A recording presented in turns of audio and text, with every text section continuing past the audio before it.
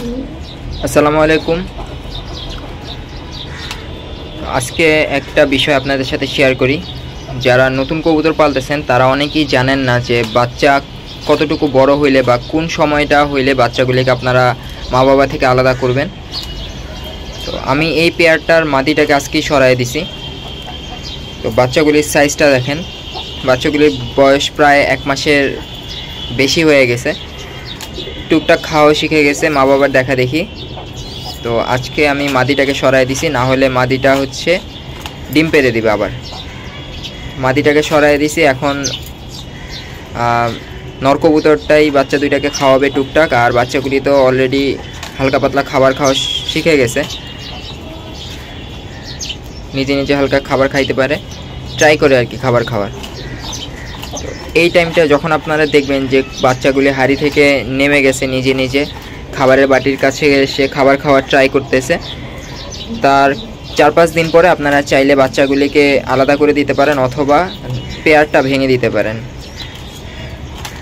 মাদিটাকে সরা দিতে পারেন। তাহলে দেখবেন নটটাই একলাই বাচ্চা দুইটাকে খাওয়াবে আর বাচ্চাগুলি খুব তাড়াতাড়ি খাবার খাওয়া শিখে যাবে। আর আরেকটা বিষয়, সেটা হচ্ছে বাচ্চাগুলিকে তাড়াতাড়ি খাবার খাওয়ানোর একটা সহজ উপায় হচ্ছে এই যে এরকম একটা মাটির বাটি, এরকম মাটির বাটিতে খাবার দেওয়ার ফলে বাচ্চাগুলি খুব তাড়াতাড়ি খাবার খাওয়া শিখতে পারে। এই যে নটটা পানি খেয়ে নিল, এখন বাচ্চাগুলিকে খাওয়াতে চলে যাবে। দেখেন এই যে অলরেডি কিন্তু খাওয়ানো শুরু। এরকম করে 3-4 দিন রেখে দিলেই বাচ্চাগুলি নিজে নিজে খাবার খাওয়া শিখে যাবে, তখন আলাদা করে দিলেও সমস্যা হবে না। আর বাচ্চাগুলি দেখতেছেন মাশাআল্লাহ অনেক বড় হয়ে গেছে, একা খাওয়ার যোগ্য হয়ে গেছে। আমি তারপরও নটটাকে রেখে দিছি যে এই যে নটটা যেন হালকা পাতলা খাওয়াইতে পারে দুইটাকে।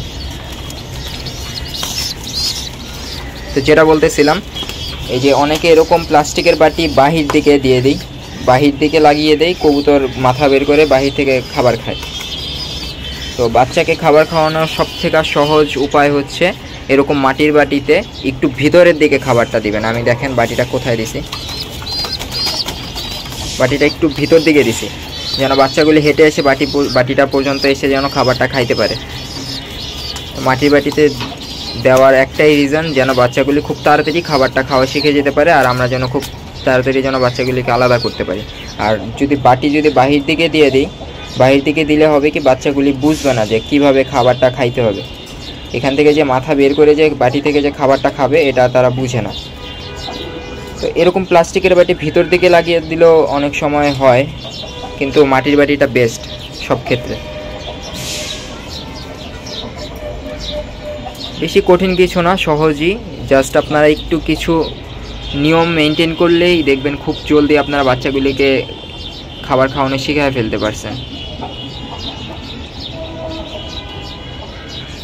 তো ভিডিওটা এখানে শেষ করি, দেখাবো অন্য আরেকটা ভিডিওতে অন্য আরেকটা নতুন বিষয়। আল্লাহ হাফেজ।